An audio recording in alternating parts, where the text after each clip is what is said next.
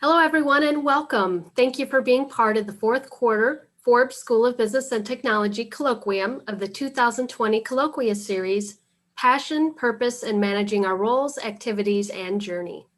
I'm very pleased to welcome our presenter, Bill Davis, lead faculty and assistant professor in the Forbes School of Business and Technology. Bill has over 16 years of higher education experience and has written over 120 plus articles relating to business, marketing, leadership, management, and higher education. Bill has published several peer-reviewed academic journals, presented at various academic conferences, and has taught over 200 courses in accelerated education, both on ground and online.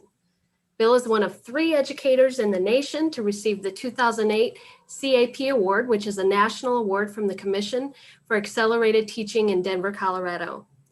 Bill has also received the 2007 Excellence in Teaching Award, 2012 Excellence in Leadership Award, the AU President Excellence in Service Award in 2016, and with the Forbes School of Business and Technology, the 2016 Excellence in Service, 2017 Excellence in Teaching, and 2018 Excellence in Scholarship Awards.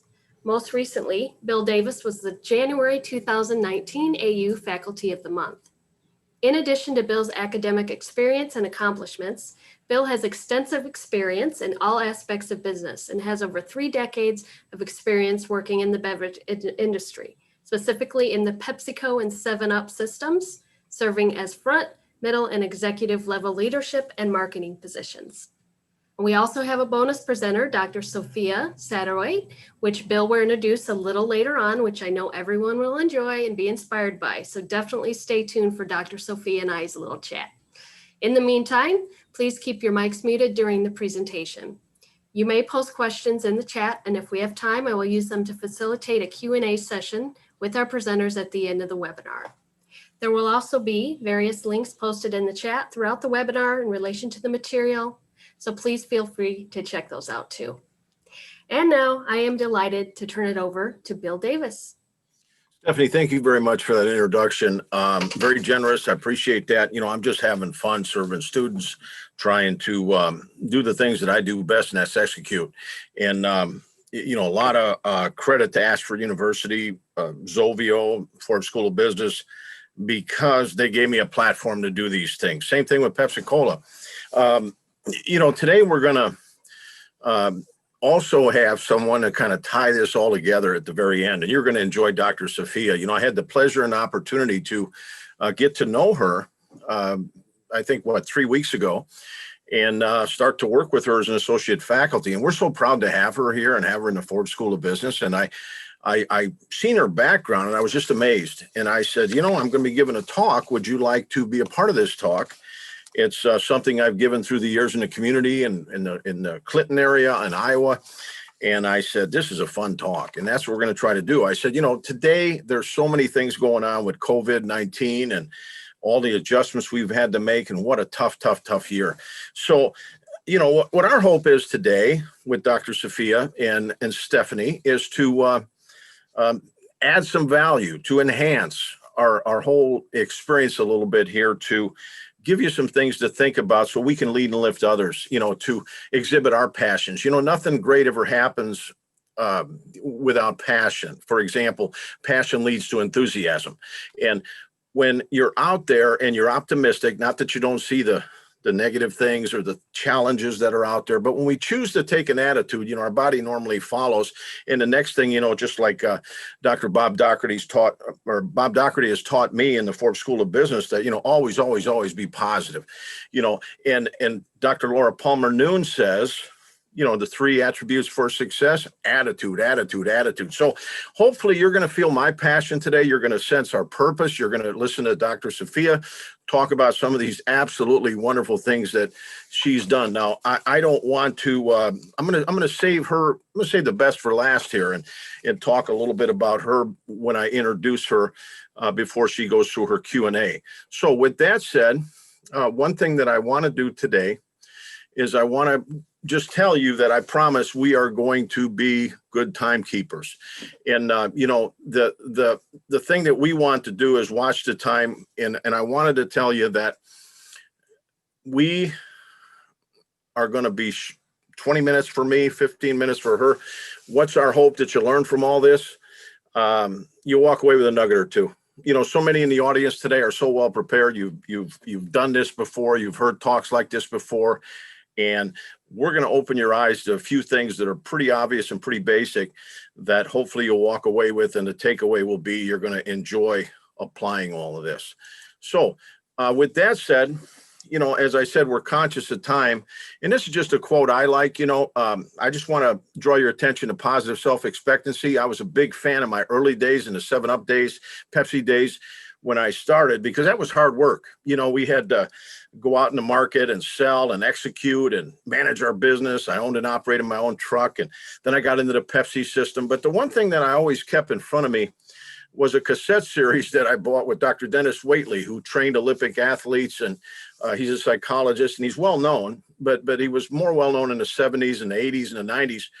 But he talks about positive self-expectancy, and that is that single most important quality of a winner that you exhibit. You have a desire to win, you expect to win, and it's an attitude, and it's something that will take you out there to do some wonderful, wonderful things, and it'll motivate you even a step further. But he says, time's an equal opportunity employer. Each human being has exactly the same number of hours and minutes every day. Rich people cannot buy more hours, and scientists can't invent new minutes. But you can't save time to spend it on another day. So even so, time is amazingly fair and forgiving. No matter how much time you've wasted in the past, you still have an entire tomorrow. So never forget that you have a bad day, shake it off. We got tomorrow. You didn't get everything you wanted done today, there's tomorrow. But keep planning your work, working your plan. That's a mantra I followed in my career. And you will see that serendipity occurs, serendipitous moments. Sometimes we start out and we go, man, how did I get here? I look at myself, and I used to load trucks for $6 a truck when I started at 18 years old, and be a helper in the summer, to get my own distributorship, to working for PepsiCo, to running their largest facility, to all of a sudden spending 34 years in that industry. And then all of a sudden I go to get my master's. The next thing I'm teaching, and I'm at Ashford. My point is, I didn't plan that. Serendipitous moments occurred, and people said, you might be good at this. Would you like to try this? And I have to tell you, my passion kicked in, because once I seen I liked something, I thought about the energy, and I thought, I'm going to give that a try, and I'm going to do my best and execute to the best of my ability. Now, this presentation is based on a couple of short articles I wrote for Ashford Forward Thinking. I'm very passionate about writing, because it's really this simple. They're short articles. I learned the formula, and I learned how to put my thoughts together with the constructs. And Zovio has outstanding editors, and they worked with me. And all of a sudden, these articles started adding up, and they started adding a little value. And they're just short little articles, 700-800 words, that all of a sudden students can look at this and glean and take a nugget or two. And they can chunk this and take what appeals to them. This particular article is actually a true story of a student. When I started in the Iowa campus back in 2005, teaching on ground, the student was in the back, had a difficulty of writing. I noticed it, and a little bit tentative, a little bit, I don't want to say scared, but unsure. And all of a sudden, through some coaching, what happened was her passion kicked in. She had that positive self-expectancy, and all of a sudden, she finished that bachelor's degree in 2 years. And then the next thing you know, 2 years, two and a half years later, she was crossing the stage with her MBA. And here's my point. Her company rewarded her, made her the VP of HR. Now, wow, her passion kicked in. So here we go. Now, here's another article that students are grateful for, because it just kind of focuses on purpose, passion, vision. What's your vision? What are you aiming at? What do you see when you look out? That's where I believe it all starts. And once you see that picture of the future, your life's a work of art. Paint your picture. So what do you see? And that may change. We're going to talk about how those things change. But once you see that vision, you start to construct your purpose. Your passions kick in. And then all of a sudden now, you're talking the walk, walking the talk.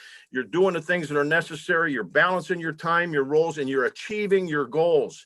So these are two of my most important articles that I just absolutely love.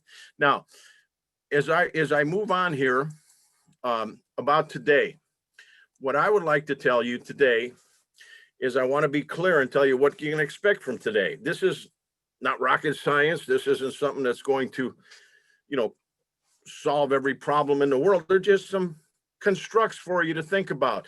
But we're going to talk about adding value, presenting. We want to present a meaningful presentation. We want this meaningful. We want to give you constructs that you can use. I always used to say sometimes in my teams, my sales teams, that sometimes somebody will make a mistake. I used to tell my Pepsi teams that listen, sometimes we make a mistake. Somebody goes home thirsty. We'll fix it and learn the next day.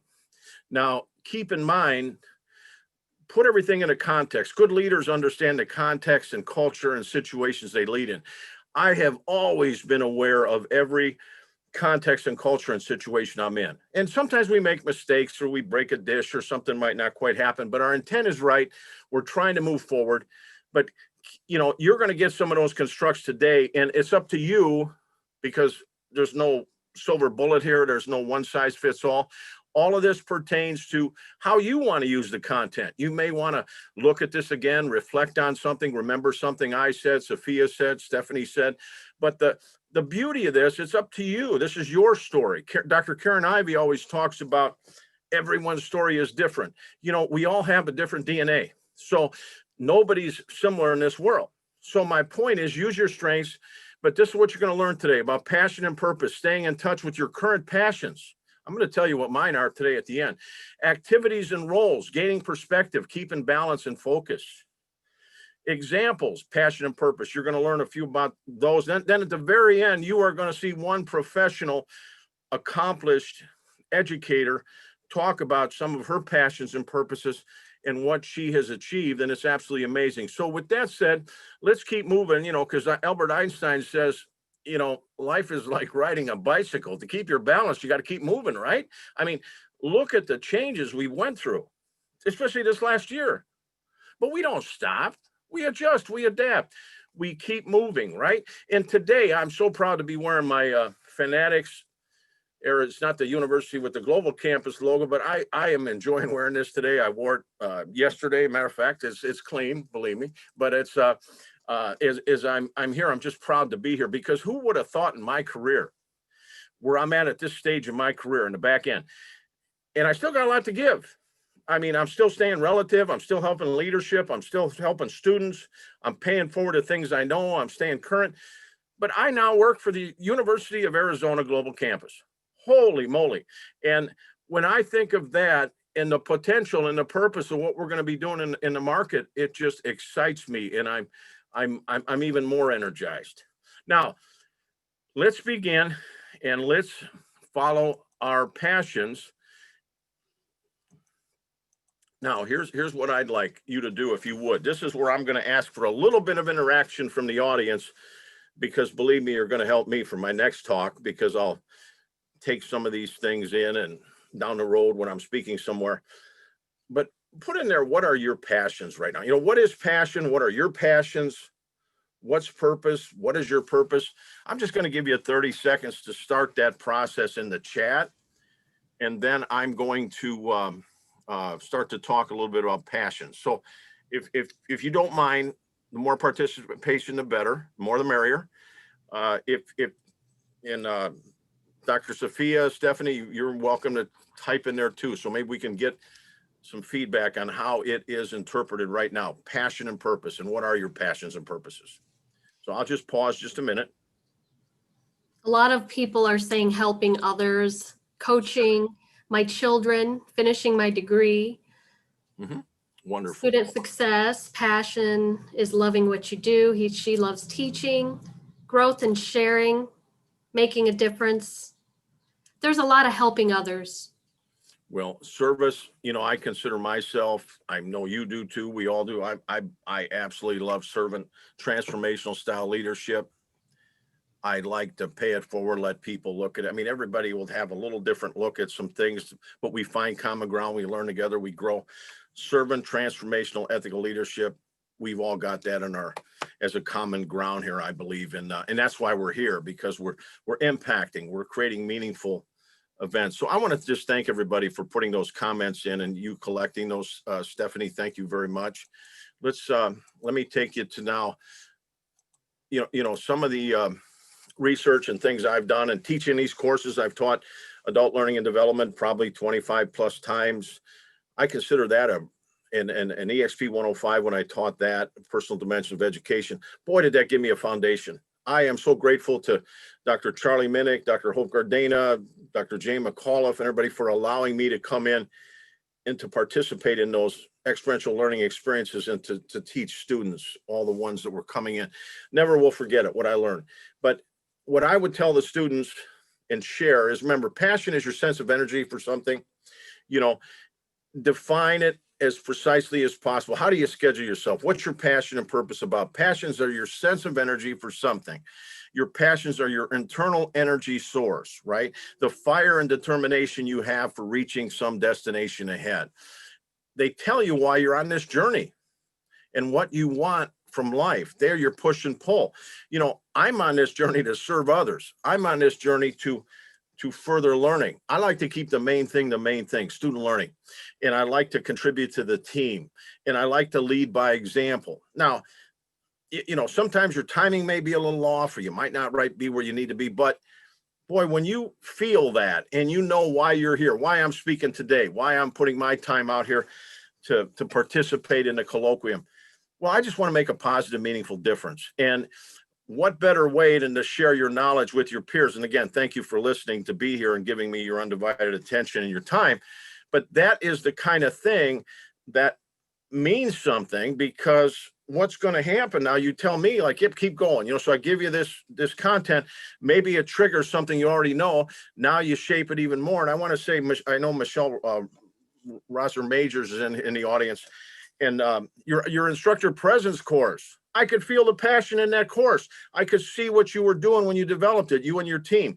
And to me, I shared that with Dr. Safiyah as she's coming in, and she right away got her certification. And next thing you know, her passion comes through loud and clear in her purpose for what she's looking to do and how she's going to teach in the Forbes School of Business and Technology. So to me, it just starts to just cycle and snowball, and the intrinsic motivation just builds and builds and builds.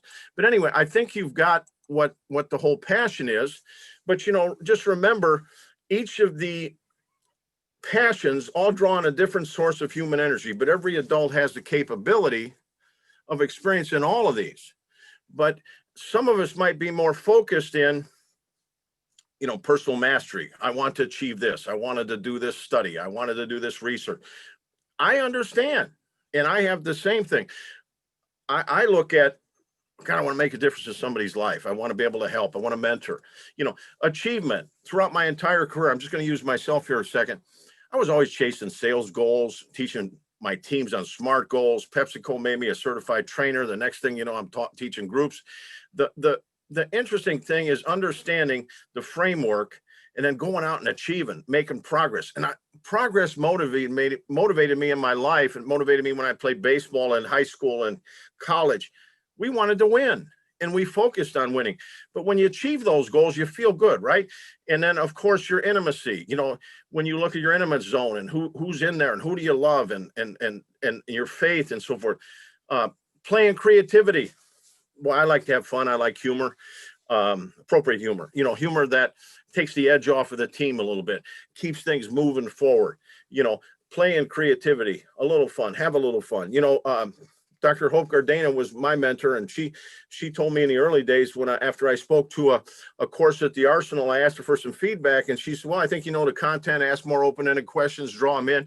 And then she said, have a little fun too. I never looked back. I mixed it all together to make sure that we were able to keep the right environment, the right tone to facilitate learning, so that things happen. But search for meaning, that's another passion. Your spiritual integrity, your compassion and contribution, leave a legacy. These are 6 passions that Hudson and McLean say this is where most of us look in terms of passion. Now, some of your passions could be a little different, but they kind of fall in these general areas. And this is something that I'd be remiss if I didn't share in the talk. Now, your purpose, when you look at this, your values, your deep energy, your a passionate destination, all wrapped into one, a profound sense of purpose, pulling you ahead into more of yourself as you proceed in the chapters of your life. Now, what's your purpose? What do you, a lot of times, as I was learning academia, coming in here, I've had some great success here, and I thank all the people, Dr. Mike Riley, Dr. Charlie Minnick, Dr. Ron Beach, Dr. Jorge Cardenas, Dr. Katie Thier, everybody that put something into me. I always felt I want to give them back something. And my point is, what my purpose was, I want to make a difference. I want to impact some meaning. I want to help some students. I want to be able to do what I can do to serve them and to understand their situations. But that's my purpose, because it's an honor now to deliver like that and to execute. But it's the reason something exists or is done, made, used, and intended desired results, an end, an aim, a goal, determination. At Pepsi, a lot of times what I would ask people that I was interviewing was, tell me your operating philosophy. And I'd wait to see what the answer was and see, how to, what is their philosophy, their ideas and belief of how you believe they should operate. What are some of what's your purpose? Why are you here? What do you want to try to achieve? I understand the whole career goal thing and climb the ladder, but I've always said, I've always played on teams my whole life, and team-oriented leadership is something I want. I wanted them to achieve and win everything they could, but I wanted to make sure that the team won. And so a lot of times that was into, kind of crafted into my purpose. Now, as we go forward here, this is one slide I really like. And Stephanie, I don't know if you have the article link on this. You may not. And I can, we can send this back out or whatever later. But this is a really great article. I will go to Forbes magazine and the internet, and I'll look at the website and I'll read different articles.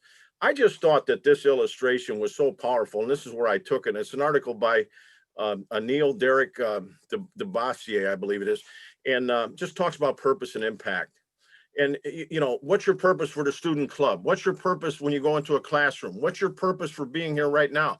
What's your purpose, Dr. Safiyah, for the role you're going to have with Stephanie in this? What do you want to achieve? What's your purpose? What's your reason for doing? As Simon Sinek would say, what's your why, I guess. But when you look at why you're here, and you use that positive self-expectancy, and you understand your purpose, and you say, I want to make a difference. I used to tell my sales teams, I'm jumping back here to Pepsi though, but I used to say, listen, when we give service and customer care, that's the most important thing you can do. I built it into all my strategies. We built systems around it. And the bottom line is pretty simple. When those customers call, I wanted same day response, fixed right first time averages. I wanted them to know if they had an issue, we felt that issue. We're here to help you. We're here to clarify. But I wanted my customers, because I overseen 5,000 of them in Chicago here in this particular market when I was director. I had, we didn't have quite as many. It was more of a rural market with a little bit of some different areas in the city. But the best compliment I heard, I never forgot. They said, when we call Coca-Cola or we call the other company over here, they get, okay, we're here. When we call you, your team says, okay, I got it. Hey, can I help you anymore? What else can we do? I'm here to serve you. Hey, we make the small talk, we do the pleasantries, but we solve it, and we're willing to solve more. We didn't make it look like it was an inconvenience to solve your problem. I made them aware that the customer is so important. I even took the PowerPoint that I used to use, and I built that PowerPoint into the talk I used to give into the Business 443 class on total quality management, because quality matters. And what I wanted them to see specifically was that, get a wow. Don't just get, yeah, I came and I serviced you, everything good. No, reflect that I'm here with you. I'm your partner. That's what we want to convey. Now, passion and purpose, it's about your emotions, the motivation, and what makes us feel good. Do what you love. I hope you can see that I love what I'm doing. I don't think I could behave like this and do the things I do and convey the energy. And I contain it and manage it. But the point is, when I'm focused, and I know what my role is. I know what my purpose is. but it's the emotions, the motivation, and what makes us feel good. Purpose, it's the reason or why behind what we do, primarily for others. Dr. Charlie Minnick, when he was mentoring me in my early days, gave me a student is, and he gave me mattering theory. I send them out with every course welcome letter I put out, because we can't forget our purpose while we're here, to further student success, to further learning. Passion generally comes before purpose. A passion is what gets you started. I want to make a difference. I want to do something. Now you shape that purpose. And the next thing you know, you're making just a huge impact. Now, I'm going to speed it up here a little bit. I'm conscious of the time, and I believe that I'm on time. We have a poll, if I'm not mistaken. Stephanie, am I correct? There we go. Would you please just click which 2 roles you feel you distribute most of your time in? I'll give you just a minute to do that.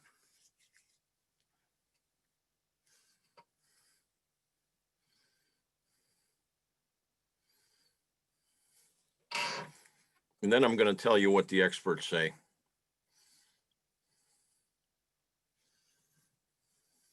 I hope I'm doing okay right now, and I'm talking at a pace that's good for everyone. Feel free in the chat box if you want something clarified, let us know. I'll get back to you. I'm going to give you our emails at the very end. If you have a question, you can email me.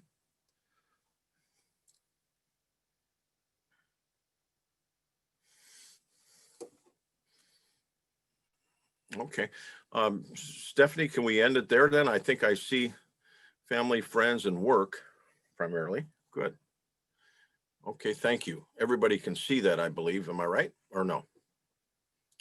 I can put it right here if that's better. Okay. I believe they can. Okay. I'm going to go ahead now, and I'm just going to close this if that's okay, because we see the family and friends. And now what I wanted to do was just talk a little bit about these 5 directions. I've given this talk so many times that people will ask me, they will say, well, what are the 5 times that Hudson and McLean and some of these researchers says? Well, couples roles, family roles, community roles, personal mastery, work roles, family, friends, all that. When you think about that, a lot of times we're not even really aware maybe of where most of our time's going, and to keep that balance. And when you think about balance, how important that is, one of my favorite sayings in the early day was focus, work hard, keep balance, relax, life happens, Murphy's Law. And then finally, have fun impacting positive results and outcomes. That mantra was burning my mind. As long as plan your work your plan. And that's the way I led by example. And the point is that when you start to become aware of what roles you enjoy most, what you like. Now, here's the thing you want to be cognizant of, is that when you're looking at your roles, think a little bit about your roles in your earlier days. I mean, life is a lot of stages, and here's a definition from Hudson and McLean. It's just stage theory. And what it says is trigger events launch us into a new stage of stability or instability. And then a new cycle occurs, a new trigger. And sometimes they're long, they're short. For example, I'll just use myself so you can relate. High school ended. I graduated, trigger event, launched me into the work world, went to school for a year. I said, 7-Up offered me this distributorship. I said, I'm going to do that at 19. I borrowed money from my girl. New stage began, new trigger event. Boom, launched me. That lasted 11 years. All of a sudden, I said, I want to do something different. I saw what's going on at Pepsi. I knocked on the door. Timing, hard work, reputation, whatever you want to call it. I got a break. Next thing, I'm a district manager for Pepsi Cola in Aurora, Illinois. And all of a sudden, I have my hometown, people I knew, family, friends. Things just started to roll. But there were bumps in there, but trigger events. I left there, went to Chicago, trigger event. They put me in North Chicago. Sometimes those things were really going well. Sometimes there was a few bumps. You had to adapt, but you want to be aware in your life cycles, which stages serve you the best, what roles are serving you the best, what activities are serving you the best. And that's what you want to remember. You need these roles, because fish cannot live without water to swim in. We'll use a metaphor here. You cannot live without meaningful roles in your world around you. You can't. And when you think about, being optimally happy and feeling successful, you want to work these roles. You want to be positive in these roles. You want to build trust, respect. You want to serve. I have been so active in the communities I serve because I always had a philosophy: if you give to the community, they'll give back to you, and it just makes for a much better experience. I'm a Philip Kotler. I follow relationship marketing throughout my career. That if I kept everything at a good level and people knew we served and we knew our word was our bond and they knew we were professionals, it was easy to get future transactions done. Sometimes I'd go in wanting to get one or two things done in a top-to-top call, and I'd walk away with 10 things because people knew we had credibility. People knew we were doing things. But, remember, over the years, many of your roles do not remain the same. So you got to make these adjustments, and you got to go through these evaluation cycles a little bit so you can say, I'm going to refocus here. Right now, I focus on these things. I love the Ashford University Faculty Handbook, which is now the University of Arizona Global Campus Handbook. But I got to tell you, I have followed that since I started in 2005, and it says teaching, service, inside, outside the university, scholarship under the Boyer model. Oh, did I execute and have some fun. And not only had some fun, we made an impact. We helped lives along the way, thousands of lives. I have seen so many success stories from when I first walked in the door in 2005 till today. And I think, holy mackerel, did we really nail it as a team. Now, keep in balance your future commitments. Keep one thing in mind here, that, you look at this, be sure to just be conscious of your time. The Pareto principle, 80-20, get most of your results. Put your time, you're going to get most of your results. Teaching is where I get a lot of my results. But be sure to give adequate time to your essential and fulfilling roles. Family. I always used to say faith, family, job. And family and friends were in there. And, when you look at this, I always believe that my job takes care of my family and my friends, and my faith guides me that way, that I know what's right or wrong, and I got my moral compass, so I'm going to live well, but I'm going to go out there and be the best I can be. I want to contribute. I want to make a difference. And all of a sudden, here I am at this part in my journey, and I look back and I go, well, you won some, you lost some, but you've really made some moments in time or contributed to some moments in time with people. Not, you didn't do it. Everyone did it. And all of a sudden, here we are in time, and we still got time. So we're not going to, the old Clint Eastwood movie, Toby Keith, I think, Don't Let the Old Man In. I mean, here's where I'm at in time. I love what I do. I'll do this. I joke sometimes. I say, I'll do this till I'm 70 if you'll have me. I love what I do. I want to share what I do, but I also want to be sensitive to who my student is and what their needs are, what our future leaders are. That's where I want to make a difference as I work toward the end of my career. But think about your roles. Don't worry about mine. Think about your roles. Keep on fulfilling activities carefully boundaried to a large degree. The way you spend your time and the roles which you spend your time shape, your future. It shapes your behavior. Anticipate ahead. I always used to say anticipate changing events and situations and still keep balance, but keep a long range focus on where you're going in the business. The bigger picture. Don't sacrifice short-term gain for long-term success. Never do that. Know where you're going. Think about what you're all about, your purpose. Anticipate ahead. Look at how you're spending your time, but use your time wisely. That goes back to that graphic I gave you in the beginning, because you never get it back. Once it's gone, it's gone. It's like in sales, you can't replace a lost sale. And that's why we want to execute right. Now, I'm just about ready to turn this over to Dr. Safiyah. And if we run over 5 minutes, I think that'll be okay, Safiyah and Stephanie. But let me just close with this real quick. I just want to give you a visual. Here's some examples for me. Now, picture's worth 1,000 words. Boy, do I owe some of these people for the lifelong learning. Here it is. Here's where it started. Here's a mentor. This Mayor Daley, Chicago, Coleman Combs. the brands we served. Here's today. Dr. Laura Palmer Noon, 3 most important attributes. Attitude. John Maxwell, optimist, Adil, JA, ICPM. Our students. Now, why is all this important? Because this is the role I play today, making a difference and serving, transformational servant leadership. They give you the opportunity to grow. And we are lucky to be having an LMS platform, to have an environment we work in like this. Now, what else? Center for Women's Leadership. This is just getting started. It's going great guns.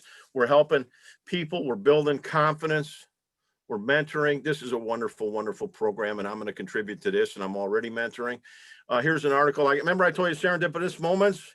Oh, man. The newspaper called me up, so we want to write about you with the Optimist Clubs and things you're doing here in the Quad City community. This is back in 06. I was on the front page. I never thought I'd be on the front page. I didn't care if I was on the front page. But the point is, they wanted to honor some of the things we're doing to help kids. Now, some of the resources for this, there's the book, Life Launch. Absolutely love it. Took some ideas from my Forbes talk. Here's my article on this. Here's, and that isn't what I wanted to do, but I just clicked on it. But we had The Present. I don't know if you ever read The Present book. It's a simple book, but these simple books have helped me focus. But we're here, Hudson and McLean again. Yesterday's passions may not serve tomorrow's goals. So ask yourself, what motivates you most of the time in your life to be the best you can be? Now, here's some advice I've had. Sow good seeds every day. Don't worry about immediate harvest. Your harvest will come. Don't worry about it. You didn't get this promotion. You didn't get that. Just keep focused. Keep serving the team. Play for the team. Align with the organization's goals, leadership, strategies. But remember, dreams and goals do come true. They just take time. Your mind and habits can be barriers or bridges to the future. So stay positive and be an optimist. Focus, work hard, keep all your roles in balance, relax. Sometimes life happens. This is the one I've just embraced. There's one on here that I didn't embrace from John Wooden, and that is things work out the best for those that make the best of the way things work out. So when you're dealing with change, roll with it. Now, here's the best for last. I am honored to have Dr. Safiyah here as part of this because she is absolutely wonderful. And we've chatted many times, and I've read her resume, her CV. But here's just some high points. Native New Yorker, veteran educator. I don't know if you know, but she oversaw the education system of 1,126,000 students in one of the largest school systems in the world. She led the assessment evaluation, monitoring 1,700 school leaders in top performing schools. Wow. She's a CEO of She Heals the World, founded the company to help business leaders, executives, and social entrepreneurs have a greater impact. That word impact again. Using coaching methodologies. She's amassed a following of over 75,000 women worldwide. She's been awarded the international accreditation for the coach certification program. You've probably seen her in Entrepreneur Magazine, City, the Huffington Post, Forbes Women. Very well known. She has a doctorate degree from Columbia University and also Reuters University in New Jersey. I am going to shut down now. I want to thank you all for listening. I'm going to turn it over to Dr. Safiyah and Stephanie. So thank you for listening. You can take the rest of this, and I'm done. Well, Bill, I do have to say you're a tough act to follow. So thanks for making me nervous. You're powerful. That presentation was so powerful, and I'm humbled and honored to be here. And hopefully I can add a little bit of value on top of what you have gifted us with today. So thank you. We're glad to have you too, Dr. Safiyah. Thank you, Stephanie. I'm really excited to hear about your journey. Yeah. And just a side note to what Bill said with me, I mean, it's simple, but for me, like passion's just what makes your gut burn. Like if you're, reading something or you see somebody or you hear something or you just feel it, you feel it. And that's kind of, what I think about it. It just makes your gut burn. But anyway, I want to hear about what makes your gut burn. So I'm going to ask you some questions. Hey, I love it. I'm ready. Yeah. So what was getting started as an entrepreneur like for you? It was very challenging. So being an entrepreneur is the longest and most powerful leadership development seminar on the planet. Every day you are pushed and challenged to become a greater version of yourself. And I think a good way to highlight entrepreneurship and a little bit about the work that I do today for context is to talk about what I do as a coach. So as Bill mentioned, I own a global leadership development and training company called She Heals the World. And we elevate the idea in that company that success can and should be joyful. And so we train coaches all around the globe to help high achieving women create a life that feels as good as it looks. And this kind of ties into passion so well. Because I think about my most recent client. So, and I'm using a pseudonym so that I don't breach our confidentiality. But my most recent client, her name is Michelle, and Michelle is a very high-powered attorney. And Michelle did everything right? She got her JD from a top school. She moved up the ranks very quickly in her firm. Looking from the outside in, her life is absolutely perfect. She has the impact that she's proud of, the bank account that she's happy about, the kids, the husband, the house, everything. But there was just one big problem with Michelle. And that problem was that she absolutely hated her life. And to make matters worse, when she would look around, she couldn't find anyone who was embodying the life that she wanted to have either. So when Michelle came to me, her and I decided to make some changes. And I used our time to help her rediscover the passions that lit her up and give her the encouragement to recreate a life that she was excited about. And so together we did that using the power of coaching. Michelle eventually, just to kind of make a long story short, she wanted more time with her kids, like everybody does. She wanted more time to cook with her family. She didn't want to be glued to her email all day, every day. And the current industry that she was in, for her, it didn't accommodate that. So we looked at her values and we discovered that she thrives best when she can create her own schedule. So that was important for her. We also worked on having her set greater boundaries in her life. So when she's with her family, being present with her family, stepping away from the email, when she is, allocating blocks of time that she can focus on to get things done. And we were trying to experiment to see if it was just a logistical thing that was causing her this discomfort or if there was something deeper. And so she did make those changes in her life, but it did end up being that working as an attorney was just not the right thing for her. And she could use her brilliance and genius and skills to work in an industry that was a bit more accommodating. And I tell that story and I'm so lit up about working with women like her and like former CEOs and superintendents and mayors and all the high achieving women that I am blessed to work with today. But I love that work so much because Michelle's story was my story. Bill mentioned all of these accolades that I have, and I'm so proud to have amassed them all. But realistically, I was one of those young leaders who got to the top of my industry by the age of 30. And I started looking around and saying, okay, something's missing. I'm feeling rather unfulfilled right now, and I need to figure this out. And so for me, getting started as an entrepreneur and working as an entrepreneur was all about owning those feelings, recognizing those feelings, really tapping into my intuition so that I could create circumstances and environments that would set myself up for success. So I would say in summary, to answer your question, getting started as an entrepreneur was more about self-mastery than it was about work mastery. So my goal over the last 8 years has really been that self-mastery. Nice. Well, how did you know when it was time to take the leap, into your own business? And yeah, well, I did this twice. So I feel like I can say I'm one of those serial entrepreneurs, kind of. My first leap into my school was so easy. I was a teacher before I founded my school. And I was lucky enough to have a supervisor who believed in me so much. She built me up. She insisted on giving me opportunities to lead. I was writing grants for her, and I was a new teacher. I was writing grants for her. I was going to golf meetings with her to network. We had a really good relationship. And so when I told her that my school was approved, because she knew what I was doing, she knew I was raising money off school hours, of course. I had thankfully been able to get, I think by the time I applied for the school, I had raised about 150 to 175,000. So she knew, what was happening.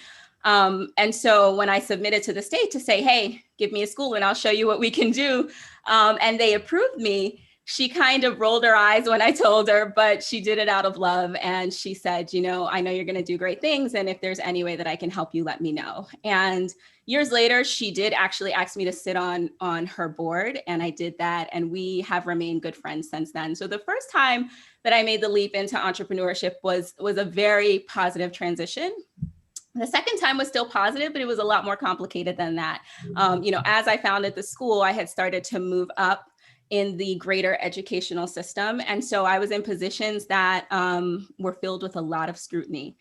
And the biggest issue that I had with this was now when I was in New York as deputy superintendent. When I decided to leave that role, it was so hard because I didn't really know why I was leaving. Luckily, it was a harmonious separation, but I didn't really know what I wanted. I just knew that something wasn't necessarily right for me. And after I left that, I had literally built my business on the road after handing my resignation letter in to essentially go travel the world and find myself. And that was kind of hard to put in the New York Times, right? So thankfully, they too were kind. And I've always been very good about creating good relationships wherever I went. And so they asked if I could stay on as a consultant and they could be a client. So I just kind of modified my relationship with them. But when they gave me that permission, I called my husband and I said, listen, I decided to leave the DOE. They're still a client. I have a few clients here and there because I think at that time I was consulting still for DC and New Jersey. So I said, I have a few clients here or there. It may or may not be enough money to support us, but I need to figure this out. And I want to know if you'll travel the world with me. And because he was in a position where he was able to work remotely, he said, if we can find Wi-Fi, sure. And that's what we did. So we got on the road. We started in New Jersey. And every week we were in a new place. We went to Florida, Atlanta, the Carolinas, Rhode Island, California, Nashville, Arizona, Hawaii. We went through the Caribbean, Montreal. We did Barcelona, London, and I ended up finally in Paris. And this is where the story starts. If you're wondering where the story is going, this is why this is important. So Paris is an important part of my story because everything that I was looking to find on that voyage after leaving this very high level, prestigious position, I ended up finding it in France. And here's how. My husband and I, we were at lunch one day. And little did I know that as much as an evolved outside of the box thinker I thought I was, here I was going against the grain, not staying in the traditional 9 to 5 and all that. I'm going to travel and, all that thing. And so here I was thinking I was so evolved, and I'm sitting in this cafe and getting served by the waitress. And I realized that I was still carrying everything that New York City had taught me about work and life. Right. I don't know if any of you guys are from around here, but over here, it's all about overworking. It's all about over hustling. It's all about grind, right? Like it is a very challenging place in the work atmosphere to be. And that's just what we're used to. And so I didn't notice that I was still carrying this with me, but I can tell from the way the waitress looked at me when she was serving us that even on an afternoon where I literally had nothing to do, I was still running and pushing through life. And the waitress, when she looked at me and kind of read that, you can kind of sense someone's spirit. She was right.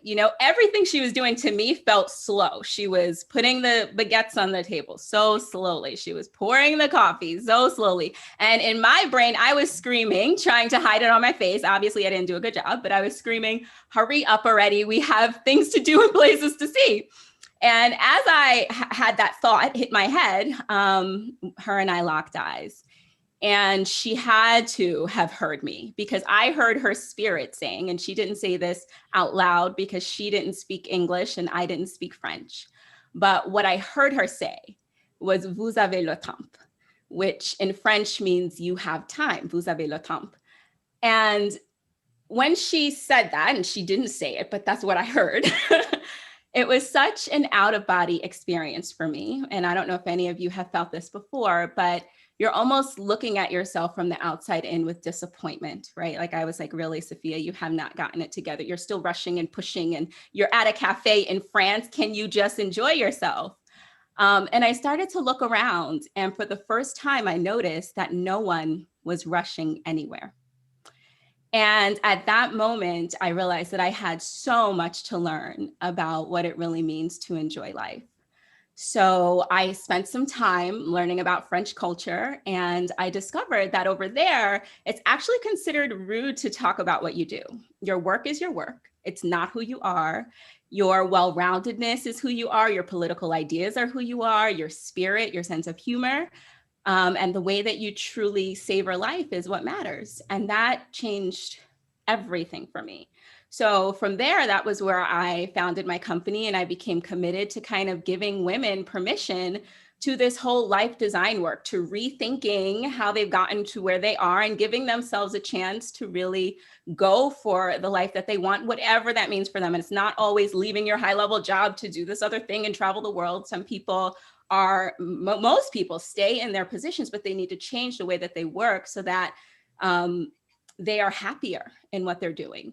And 75,000 women around the globe later kind of confirmed for me that it was time for them to hear that message. So I guess to go back to your original question, you know when it's time to leap, you know when you know. And so if there are entrepreneurs in the audience, I guess my message to them would be to follow your inner north and follow your intuition. So basically a wake-up call. You had a wake-up call. I had a wake-up call. I had a huge wake-up call. Or come to Jesus meeting, whatever with yourself. Exactly. Hey, that's okay. Well, like looking back, would you do anything differently now that you...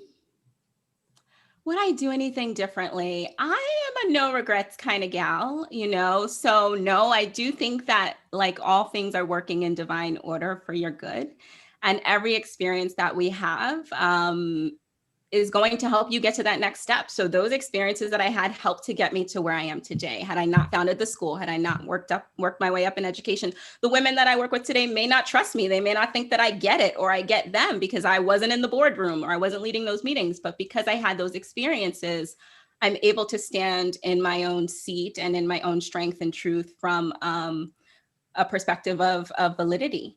And so I am forever grateful for everything that I've gone through, the good, the bad, and everything in between. And I think that everything happens for a reason. So no regrets, none at all. I was going to say, what's life like today? It sounds like you answered that question. It's a bit different. Life is really authentic today. I still enjoy learning lessons from the French. I have gone back to France every single year since then. So for the last 7 years. Your favorite place? Favorite place, needless to say, right? It's not a secret anymore. But except for this year, I haven't gone because of COVID. But I have so many international friends and people in my life who continue to remind me that your work is not your worth. And I think we all need that reminder every now and again. This season for me has really been about personal relationships, in absence of what someone can do for me or I can do for them, and the beauty in that. Meeting people like you, Stephanie, and everyone else here at the university has been amazing. And Bill, let me tell you about Bill, which you already know this, but Bill and I just met last month. We've already had about 6 Zoom calls, tons of emails back and forth. And every time I speak to him, I can't wait to talk to him again. He's one of those positive, motivating, supportive people. And so if you guys out there have not had a chance to have a conversation with this man, if he gives you an opportunity to connect with him, please do, because I felt myself very lucky and I'm grateful for his friendship. So that is what life is like for me today: authentic relationships and lots of community. Awesome. Well, I have to cut it a little short on sake of time, but totally really great story. And I really enjoyed hearing it. I'm sure everybody else did too. If you have any quick questions, go ahead and put them in the chat. But you can also email Bill or Dr. Safiyah if you want it private or just, for sake of time. I'm going to put their email addresses in the chat. But yeah, go ahead and type your question if you have one. I think Bill's disappeared. Yeah. I'm still Yeah, I here. really enjoyed your story. It was really, really inspiring. And I Oh, think it thank really you. connected with a lot of, not just women, men too. Yes, men too. Yes, absolutely. Anyone who's achieved anything, sometimes you feel this pressure, and sometimes you're not always doing it for you, right? You're doing it because your parents told you need to be doing this, or someone else. And I think there's always time to start over. There's always time to start over. Definitely.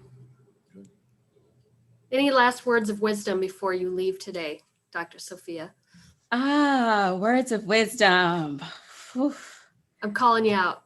Yeah, call me out. I'll take it. The best. Someone else did, but I'm gonna I had a coach one day, because I've always been super passionate about social justice initiatives. And I had this tremendous guilt for going into the business world and not doing all nonprofit stuff for the rest of my life. And a coach said to me, the best thing that you can do is love your life. And I didn't really catch it when she said it, but when I think about it now, it's probably the most powerful thing that anyone could have said to me, and that I want to pass on. Because the best thing that you can do for your kids, for your community, for your colleagues, for anywhere that you work, for anything that you do, is to love your life. Absolutely 100% love it. And if you don't, know that you have the power to change that. So I would say my last words are to go for it, and do what you need to do to enjoy and create a life you love. One more question. Do you have any advice for anyone thinking about becoming a coach? Yes, the International Coaching Federation, ICF, that's the international kind of, there's no official governing body for coaching. I got certified as a coach at Columbia, and then I kind of made my own way since then. But ICF is an absolutely great resource. I like that quote, bear down. Oh, sorry, I'm reading the chat too while I'm talking. ICF, International Coach Federation, is a great resource for you. You can go on there and you can look for any schools, information, or anything that you'd like to find out about coaching. And I'm happy to come back in the future and talk about that too. Yeah, and feel free to email Safiyah too. Oh yes, and email me. Yes. She responds really fast. All right, well, I'm going to wrap it up just for time's sake, but I really enjoyed hearing everything. So thank you, Bill and Dr. Safiyah, and everyone so much for attending the Q4 Colloquium. Please complete the follow-up survey, which has been posted in the chat during the presentation, as we'd love to hear your thoughts and feedback. The follow-up survey and recording of this presentation can also be found on the CETL YouTube channel and webpage. Stay healthy and safe this holiday season. Go out and live your passions, and please enjoy the rest of your day. Thank you. Thank you, Stephanie. Thank you, everybody.